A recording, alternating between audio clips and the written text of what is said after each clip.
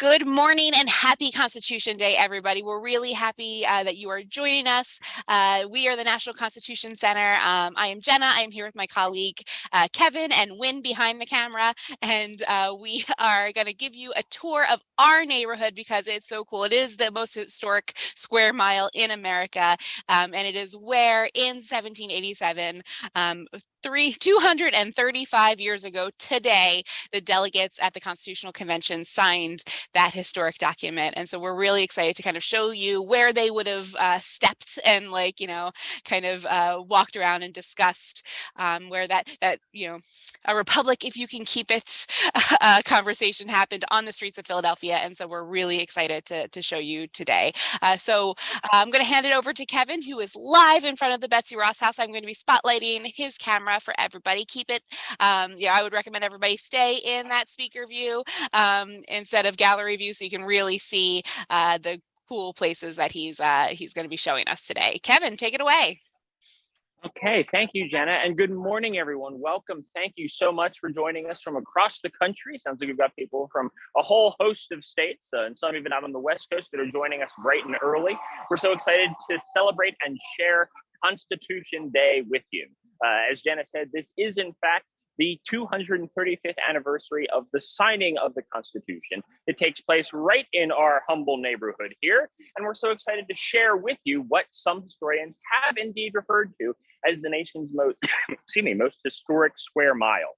And so we're going to be taking a look at a number of sites along this historic area.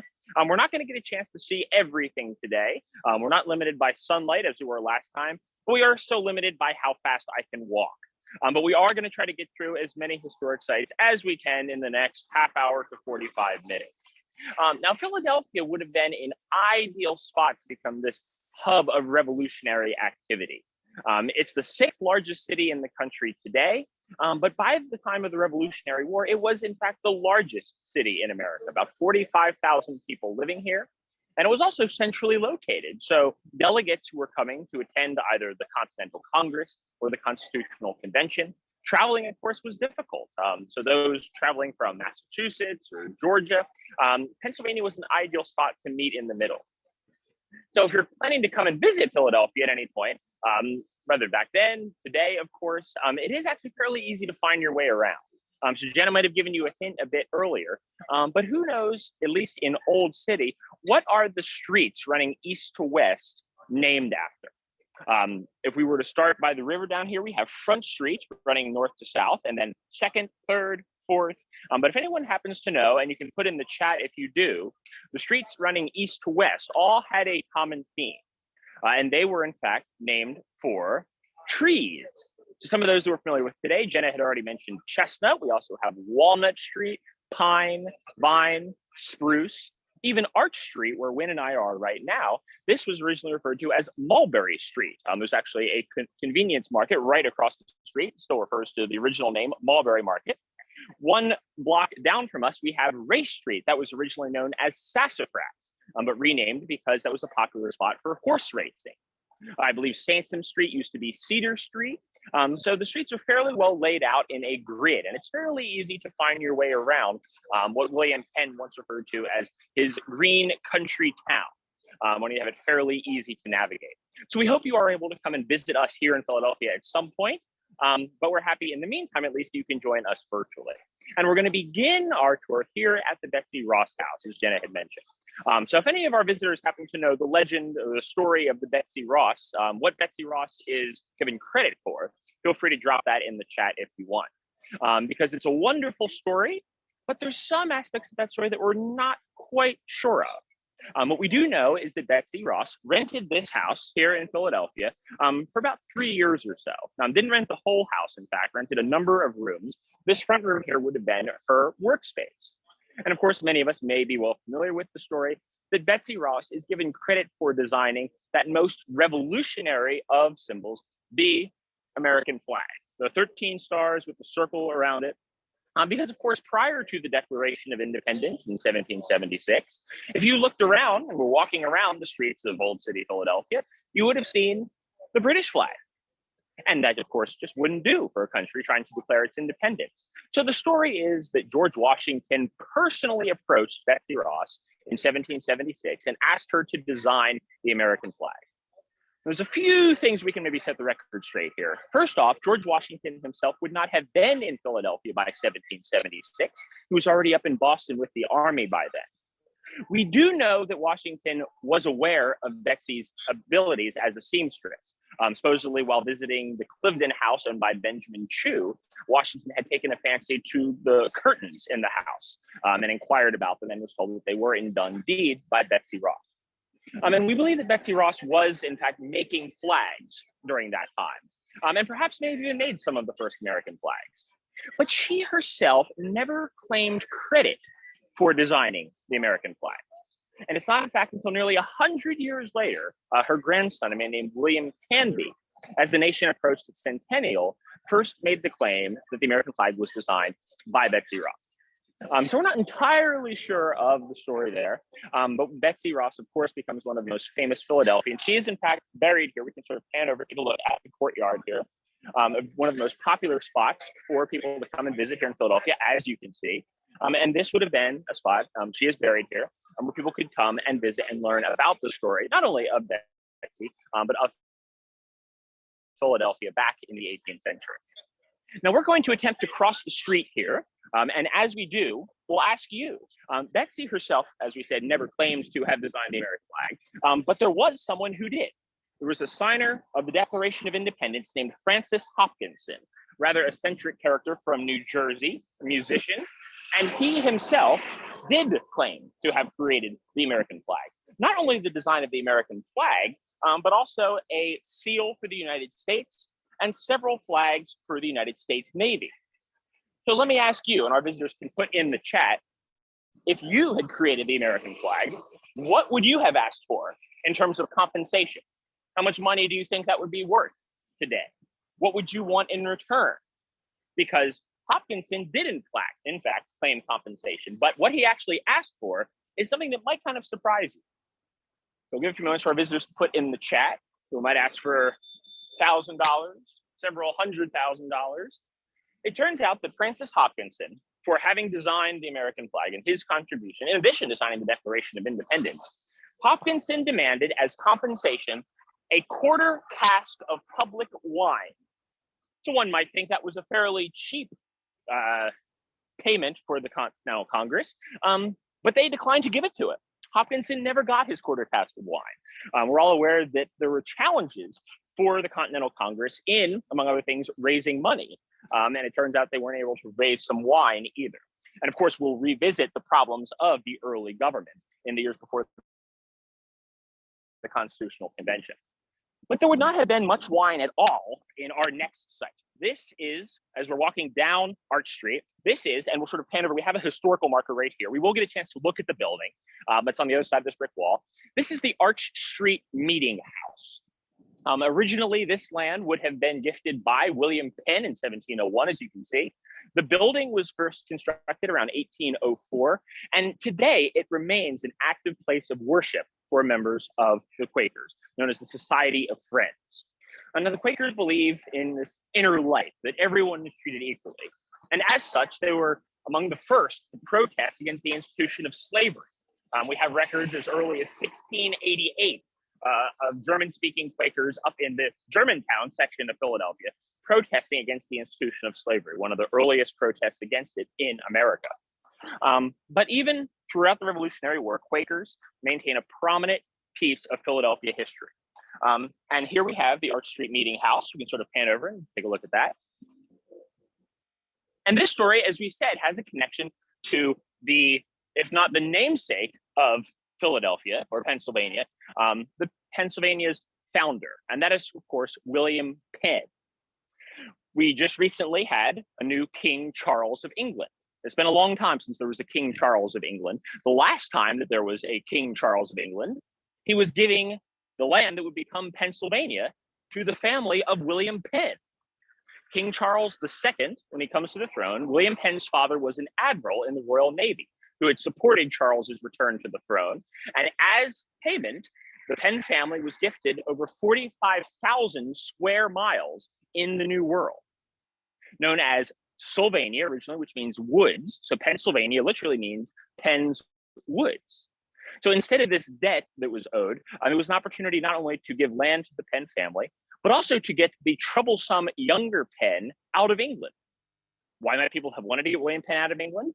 Well, Penn, of course, himself had become a Quaker. And Quakers did not exactly receive the type of religious toleration that they were seeking in the old world at the time. So it was an opportunity for Penn and his followers to come and establish a new spot that could be one of tolerance for different religious groups and also different for people of different classes. And we see this. Philadelphia is founded much later than some of the other more prominent cities in America in the early years. Boston and New York had well been established by 1683 when William Penn, or 1684, when William Penn first comes to visit.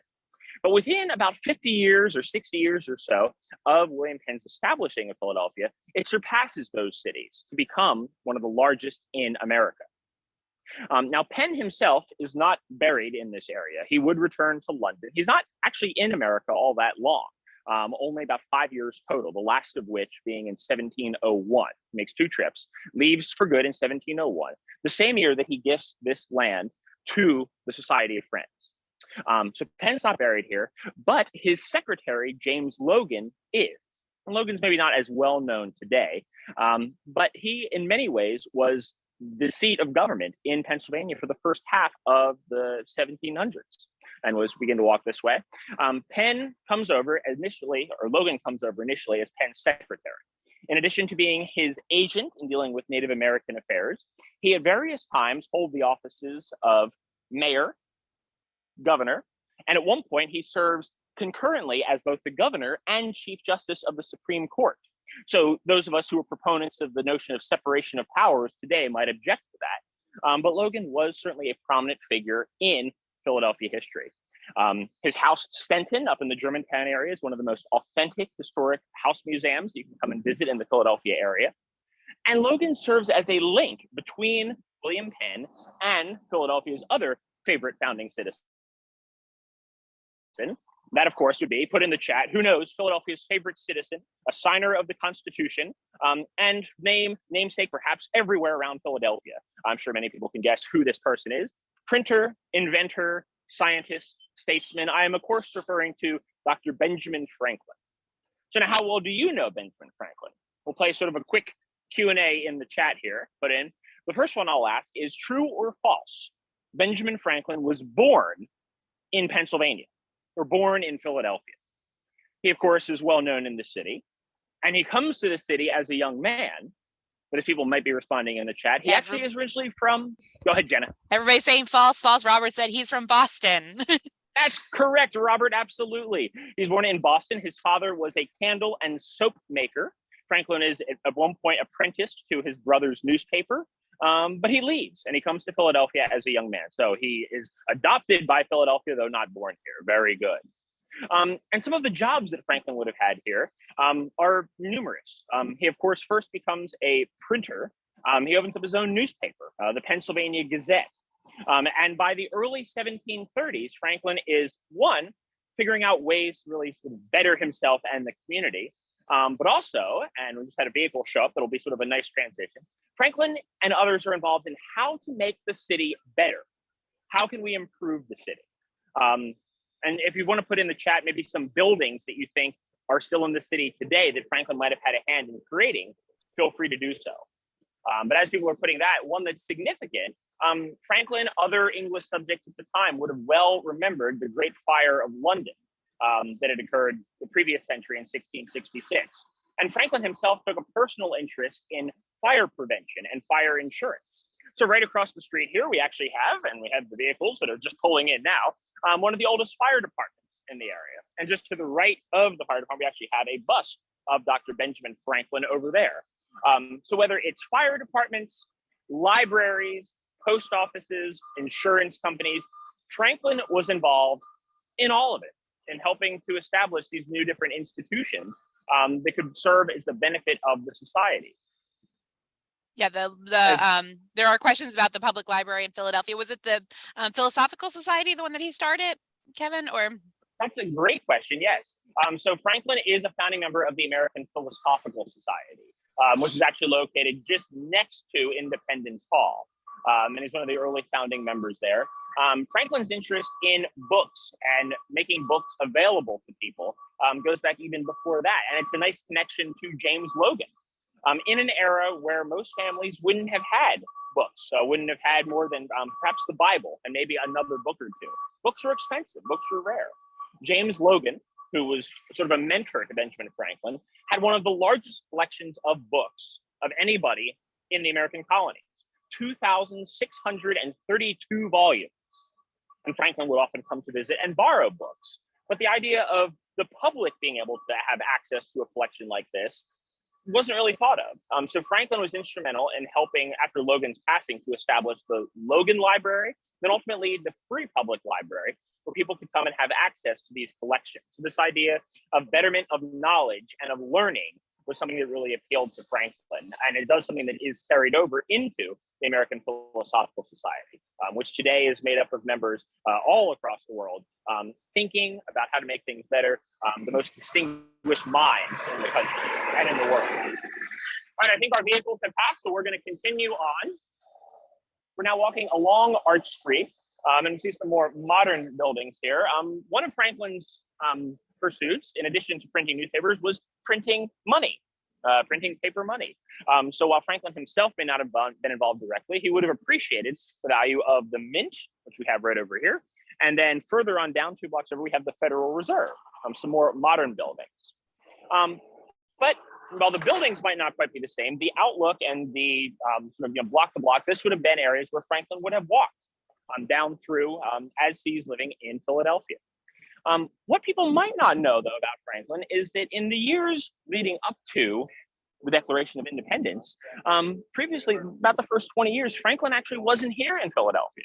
He spent the better part of the last 20 years living in London. Franklin, because he had had such success as a printer, the Pennsylvania Gazette did really well, he's able to retire fairly early on and devote his time to, among other things, his scientific experiments. Of course, and people can put in the chat, the famous experiment that he did trying to figure out whether or not lightning was a form of electricity. If anyone happens to know what were the 2 objects that Franklin would have used to conduct that experiment, feel free to put those in the chat. But Franklin becomes the most famous American in the world. And he's invited to come to London, which at the time was called going home. That's where you wanted to be. These people were British subjects. So Franklin is delighted in the late 1750s to be able to come home, to go back to London, and to engage with fellow scientists about these different experiments. So from the late 1750s, with one brief interruption, up until the eve of the Revolution, Franklin is in London. And of course, his relationship with England begins to deteriorate. And he returns here in Philadelphia in the spring of 1775, just in time to hear the news of the outbreak of fighting at the battles of Lexington and Concord. Franklin would then be here for the Second Continental Congress and would be able to sign his name to the Declaration of Independence. Franklin is in fact one of only 6 men who signed both the Declaration of Independence and the Constitution. Not too many of them did both. And Franklin is a delegate, of course, at the Constitutional Convention, but in between, he returns to Europe and he becomes our ambassador to France. And Franklin is given the target or given the mission of trying to procure an alliance, trying to procure money for our cause, for the revolution. Perhaps he succeeded too well by the end of our revolution. France was largely bankrupt. So perhaps he succeeded more than he had in mind. But there's a strong argument to be made that Franklin is one of the most successful diplomats in American history. And we have him buried right here, right at the corner of 5th and Arch. And we should also give credit to the person buried next to him, and that is his wife, Deborah. Franklin could never have done or spent the time abroad that he did without Deborah being here to manage his finances, to manage his affairs. His printing empire had grown and expanded to other states. While he was serving in England, he was acting as our unofficial lobbyist for not only the state of the colony of Pennsylvania, but also Massachusetts and Georgia as well. And so sadly, he doesn't get to see Deborah too much. And actually, unfortunately, she passes away in 1774, the year before he returns to Pennsylvania. But nonetheless, she's able to manage all of his affairs while he's abroad in Europe. All right, so now we're Fifth and Arch. We're crossing the street.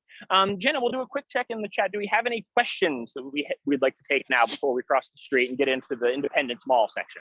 Everybody loves your T-shirt, so that I just wanted to let everybody know. I did put a link to our online store in the chat. The red ones, I'm sorry, are for staff only, but you can get a navy or a gray version in the online store.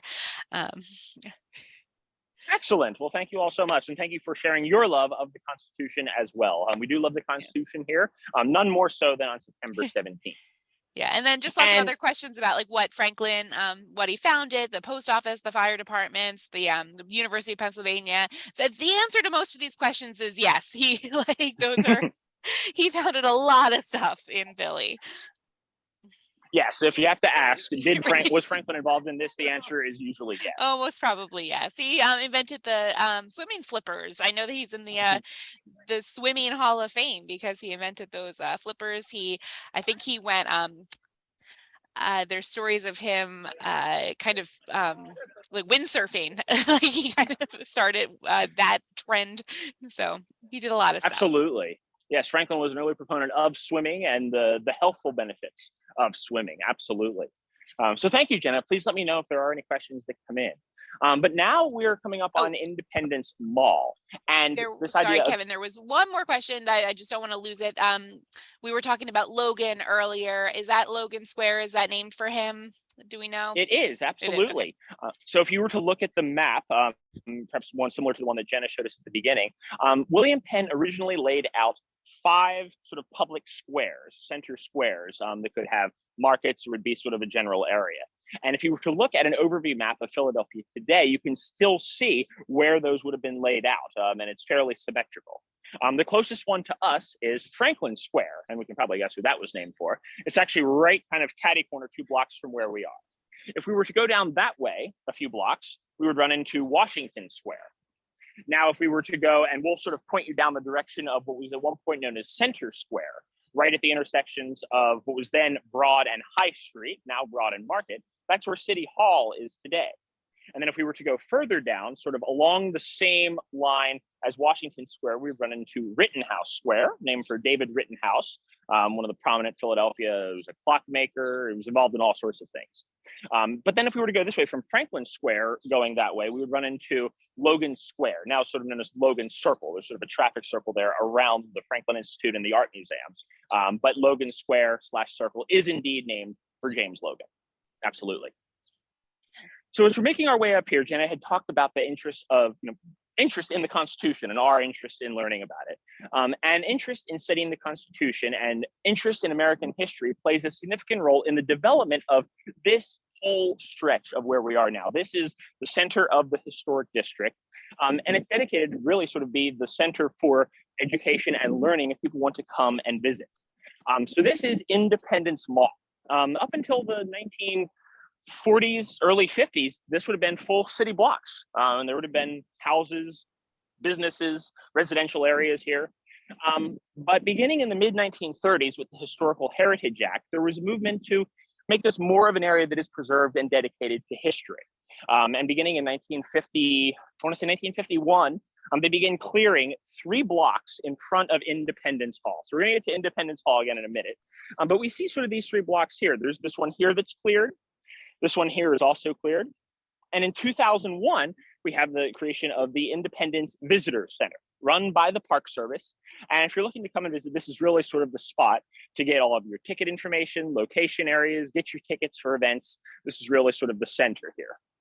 At the same time that the Visitor Center was being constructed, we have the construction of another building. And this one was long in the making.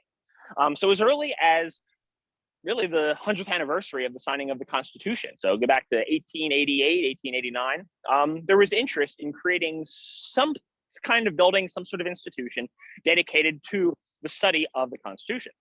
Fast forward another 100 years to 1988, just after the bicentennial of the Constitution signing, and we have a nearly unanimous bipartisan congressional act, the Constitutional Heritage Act, to establish a place within close proximity to Independence Hall to talk about and disseminate information about the Constitution on a nonpartisan basis. I am, of course, talking about us.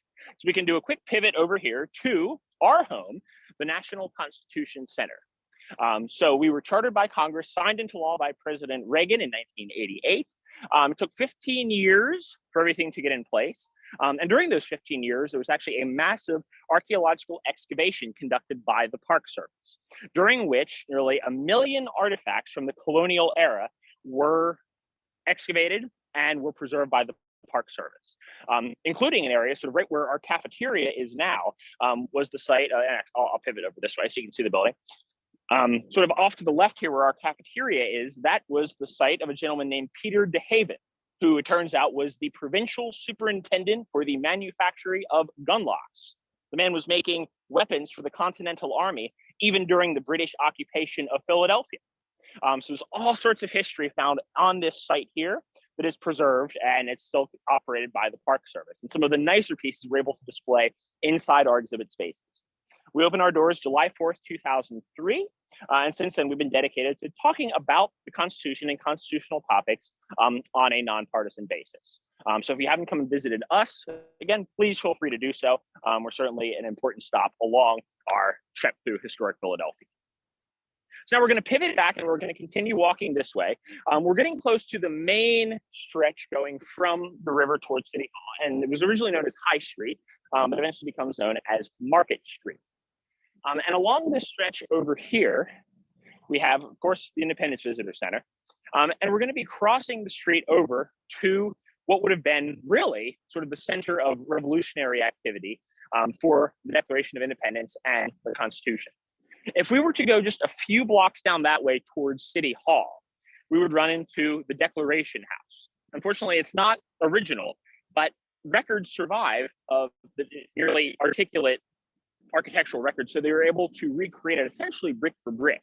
Thomas Jefferson originally rented that house while one of the younger delegates at the Continental Congress, because it was at the edge of town, he said. Jefferson didn't really care for cities too much, preferred the countryside, and 7th Street was considered the edge of town back in 1776. It's not quite the case today. And then we fast forward to the Constitutional Convention 11 years later, 12 years later, and 11 years later. And we're going to be coming up to the president's house. We had a question in the chat about whether or not the president's house was still standing today. Yes and no. So right across sort of where we're walking right up now, that would have been the location of the president's house. It was owned by, oh, sorry, Jenna, go ahead. Yeah, can I pause you? There isn't a question, but I wanted to just check to see if you were on Wi-Fi or data, because you're getting you think you're starting to break up, but is your Wi-Fi turned off? Should be. We have the hotspot. Let me just make sure that we're connected here. Give me 1 second, everyone. Sorry, go ahead. This is the world of Zoom. Can everyone hear me okay? Yeah, that's a little clearer. Is it? Okay. Hopefully that's better. Maybe like that. Sorry about that, everyone. I tried to take the necessary precautions and have the hotspot right next to it, but alas, not everything quite works. So please let me know if I continue to be glitchy. Okay. But we're going to be crossing over here towards Pennsylvania, or towards the president's house. This was a house that was purchased by Robert Morris, a delegate to both the Declaration of Independence and the Constitutional Convention, and also one of the wealthiest men in America. He's known as the financier of the American Revolution.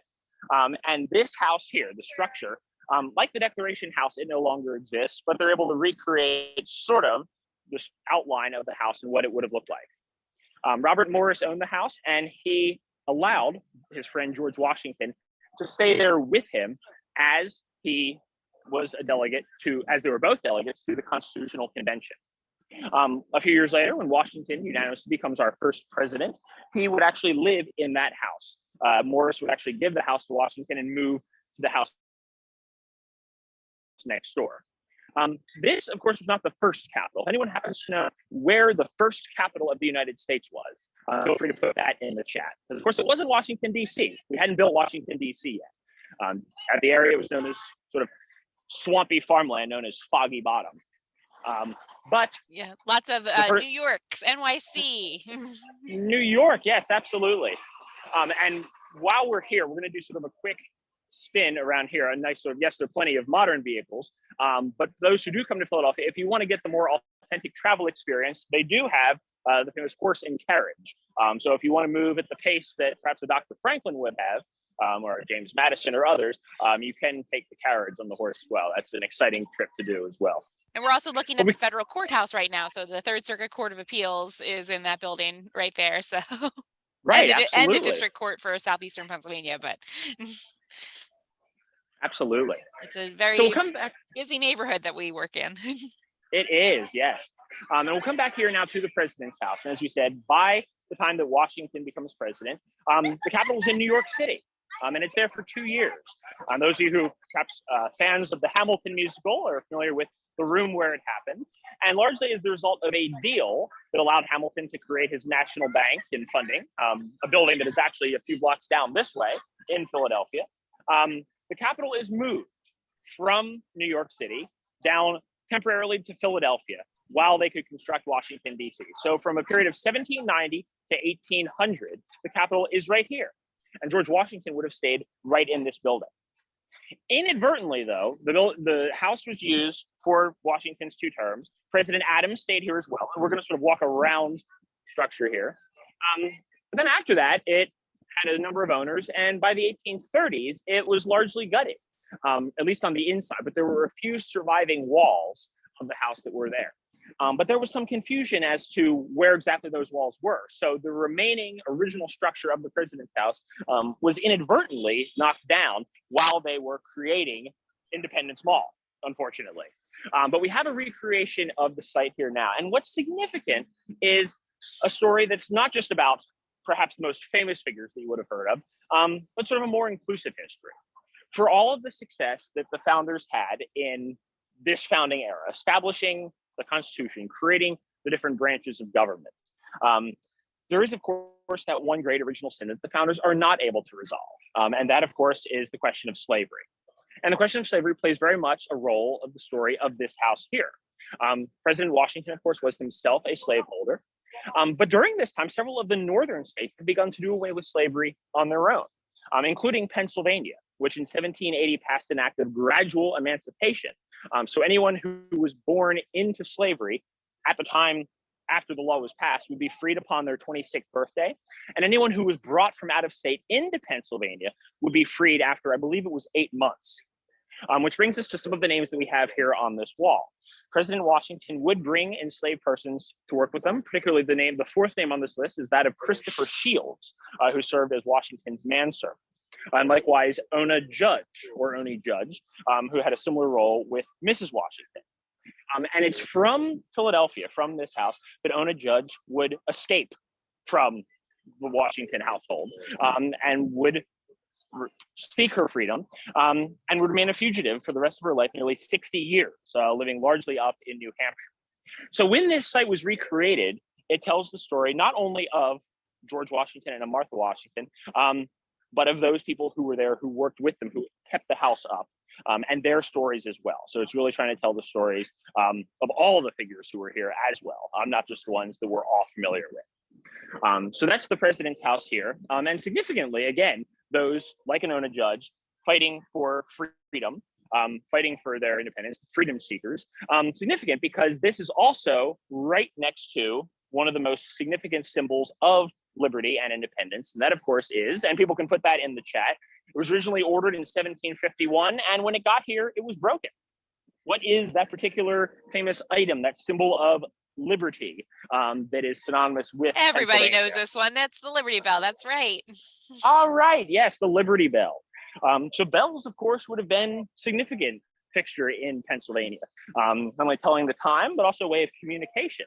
And the Liberty Bell was originally ordered from England in 1751 to commemorate the 50th anniversary of William Penn's Charter for Freedom, or Pennsylvania Charter. But when it got here, it cracked.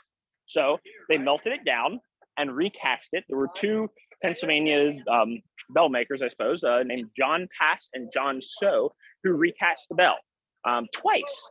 But both times, after recasting it, it cracked. So people have made sort of the symbolic historical connections here.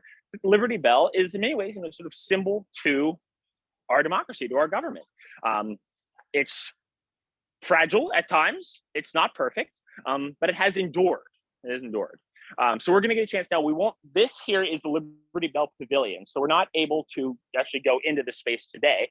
Those of you who can visit, it is free to visit the Liberty Bell. You just have to walk through security, but it's sort of a quick route up towards Independence Hall, and you're able to visit the Liberty Bell. And there is a window right up here where people who aren't able to go through the building can come. And we're going to see if we can zoom in and give you a shot of the Liberty Bell here. Up until 2000, this is relatively new within the last few years. Up until 2003, there was a different pavilion around Independence Hall, more central. And before that, it was actually located inside the first floor of Independence Hall. So we'll come up here and see if we can give you kind of a quick shot of the Liberty Bell. And there's debate about when the Liberty Bell was last rung. People say that it rang for Washington's funeral.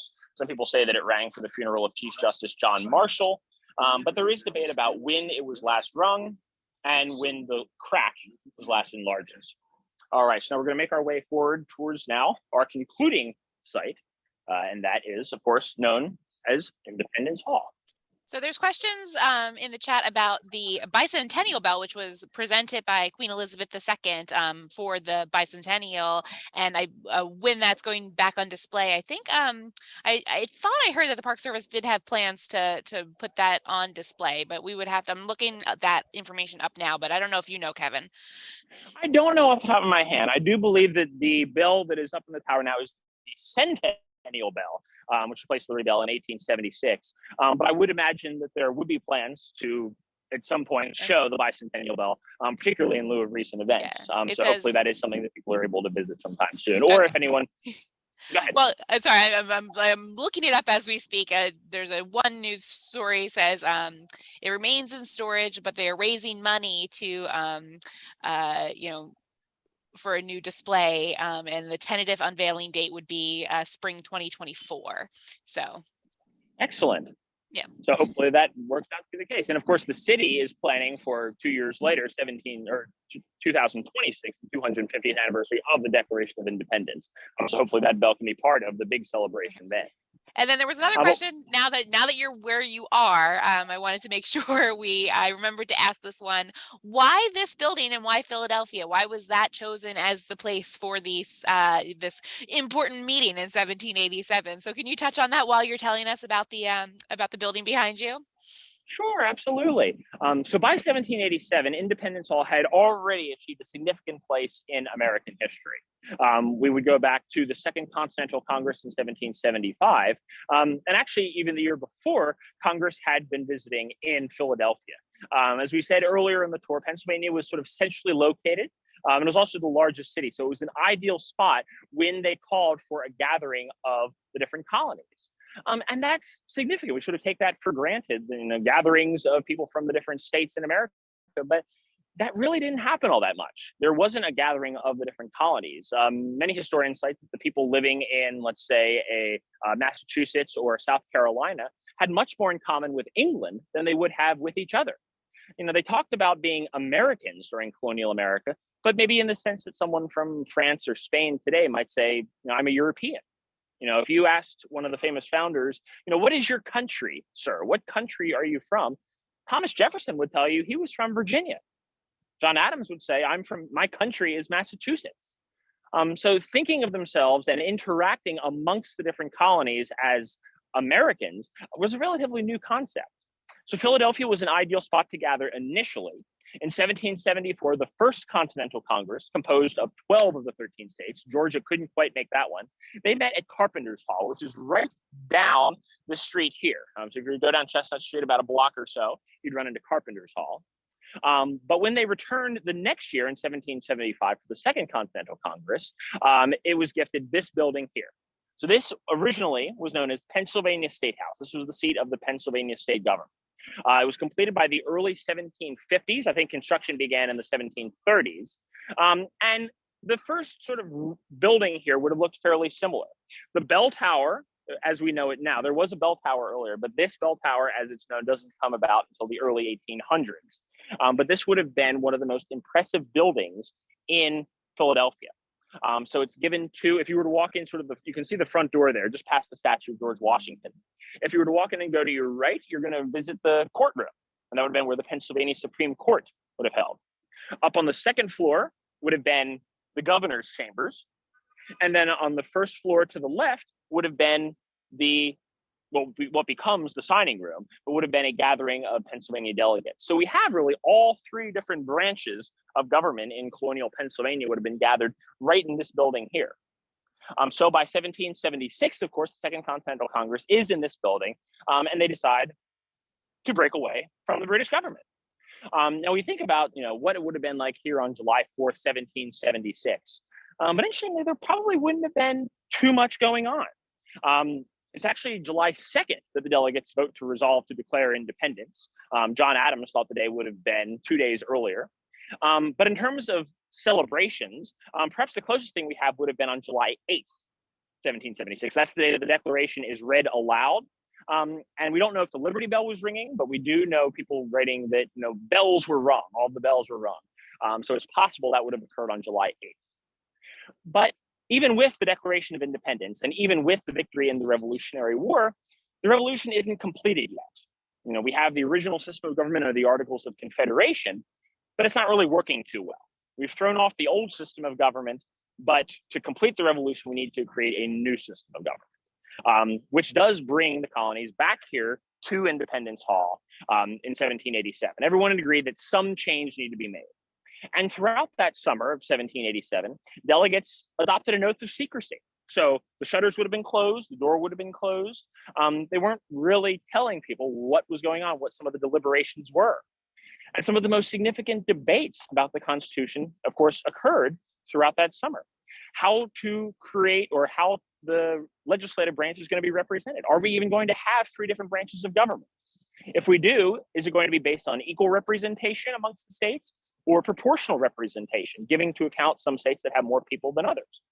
Once we decide to have proportional representation, at least in the House of Representatives, who actually is counted? If we're counting the people, who is counted?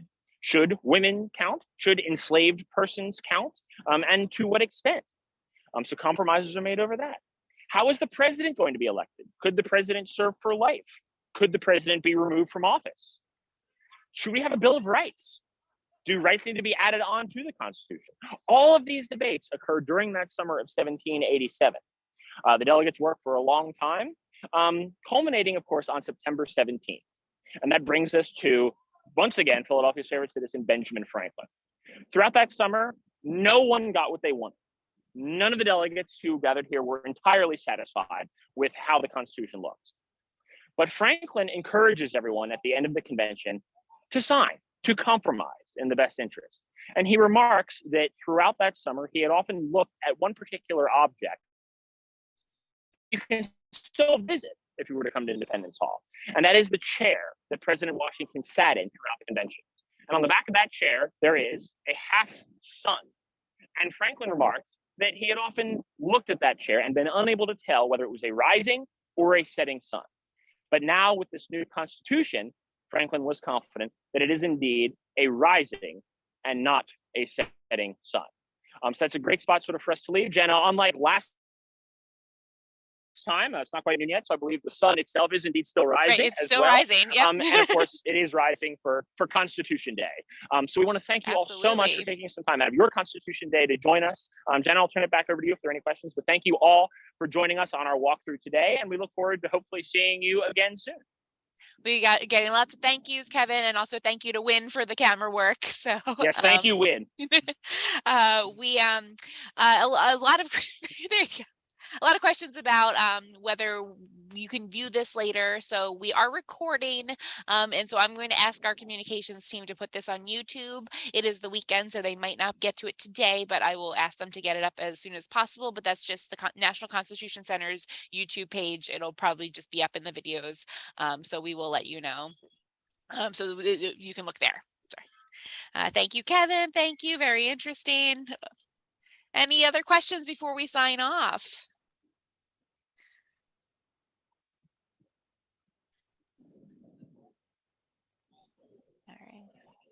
Doesn't look like any questions, so we are going to sign off, everyone. But have a very, very happy Constitution Day.